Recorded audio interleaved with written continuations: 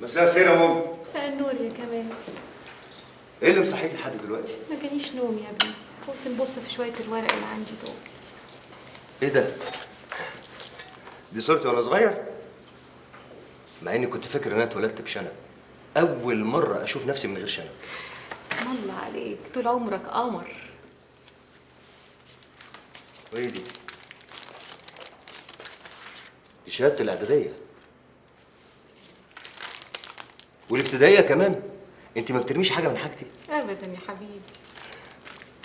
وريني كده.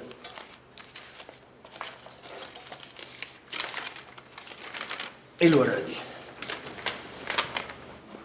دي ورقه جواز عرفي. طب الحمد لله، ده انا كنت فاكرها ضاعت من زمان.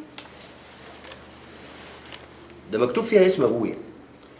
ايوه يا ابني، ما دي ورقه جوازه من ست ام وحيده الله يرحمها، وده سبب المشاكل اللي بيني وبينه.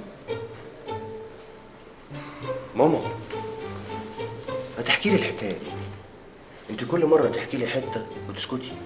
في يوم جاتني ست ام وحيده الله يرحمها، ومعاها وحيد ابنها اسم الله عليه.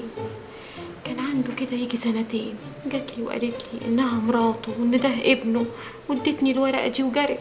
وابويا عرف بالموضوع ده؟ يومتها قالت لي انها راحت له اكتر من نوبه، انه ما كرشها. طب ابويا عرفها منين؟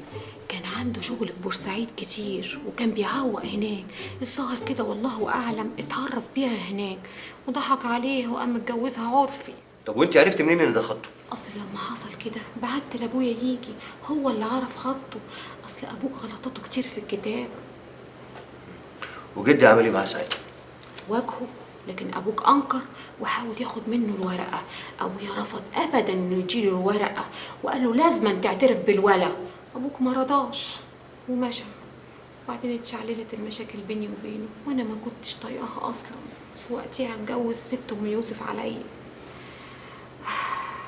وجدك اتوفى وانا اتطلقت. طب وانت لقيتي الورقه دي ازاي؟ في حاجه جدك، وما بقتش عارفه نعمل بيها ايه. ووحيد كان مصيره ايه في السنين دي؟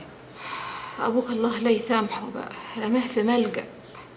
بس بعد كده عرفت ان الولد لما كبر هرب وعرف يوصل لابوه. كملي. ابوك هيعمل ايه يعني؟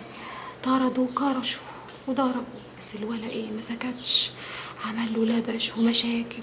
قامت الست فردوس نصحته خلي الولد يشتغل في الفيلا بدل الفضايح.